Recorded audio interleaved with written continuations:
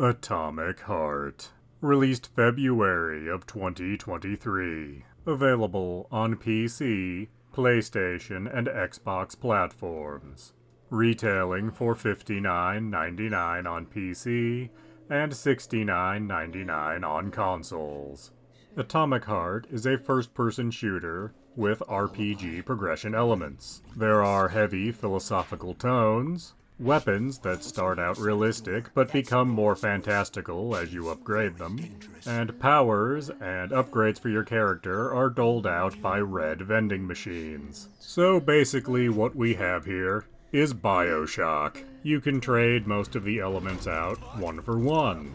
Instead of Adam giving you powers, you get it from polymer, because apparently no one who worked on this game knows what a polymer actually is. In fact, every science fiction element in this game is hand-waved away by saying the word polymer. So instead of fighting things that got addicted to altering their own DNA, you instead fight robots. And somehow polymers are why these robots exist. Also, instead of being a critique on Randian philosophy taken to an extreme, this game is a weirdly rose-colored view of how Soviet-style communism could have been under the right conditions. Which tells me that in addition to not knowing what a polymer is, no one cracked open a history book or a philosophy book. So anyway, you play as a man with amnesia who feels he owes everything to the Russian genius responsible for all of this technological wonder you see. Something happened and all the robots went haywire, just like Itchy and Scratchy Land. You have a glove that can talk. It explains everything to the player. Because apparently what Bioshock really needed was Navi from Zelda to show up. So you and your glove go through this complex you're in. You use your glove to loot everything that's not nailed down. And you can also use it to scan your environment to see if you missed any loot. And you use all of this loot to craft weapons and ammo for yourself. Ammo is a really hard thing to deal with for about the first hour of the game.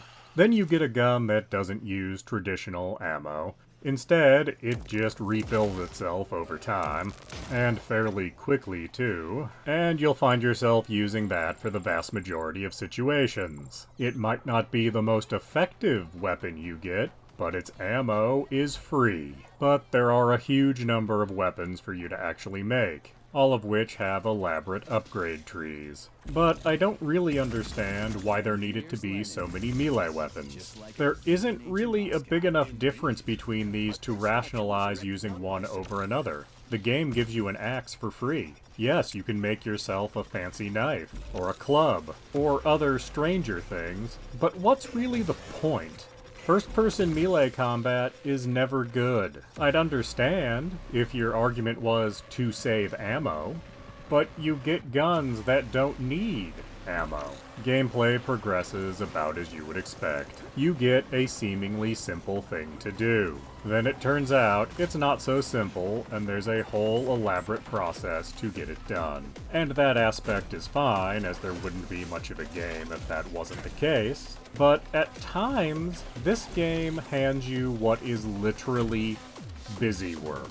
Like here, where I need to cool off these boilers. To do this, I need to get these glowing balls inside the boilers. But to actually get them in the boilers, I have to put them in these tubes, and then guide each of them to a boiler in these tubes. This isn't even a puzzle.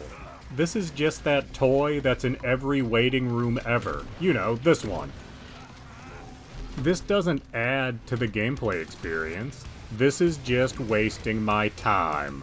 There are other examples of this in the game, but this is by far the most overt example of the game going, well, we want this segment to take longer, so here, do busy work. Kinda like when a grade school teacher is hungover.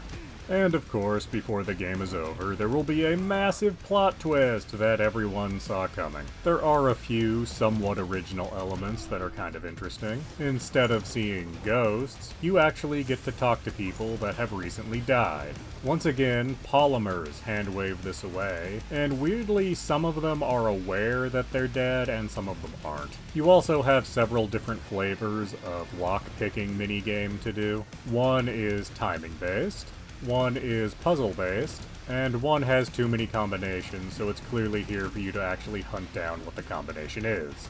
Other than that, the shooting mechanics are pretty solid, and the various audio logs that you will find are all pretty well voice acted. So is Atomic Heart worth your time and money? No, most definitely not. Not at full price anyway. While this game is very graphically impressive, all the elements that make up the gameplay have been seen elsewhere before.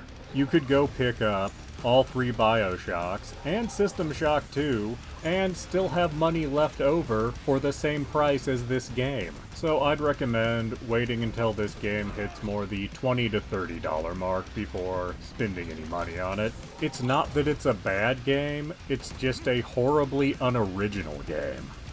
Please do subscribe, comment, like, and tell your friends.